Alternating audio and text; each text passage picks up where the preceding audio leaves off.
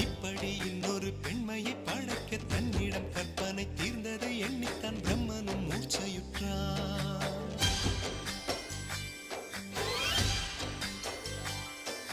மின்னலை பிடித்து மேகத்தில் துடைத்து பெண்ணென்று படைத்து வீதியில் விட்டு விட்டான். இப்படி இன்னொரு பெண்மையை படைக்க தன்னிடம் கற்பனை தீர்ந்ததை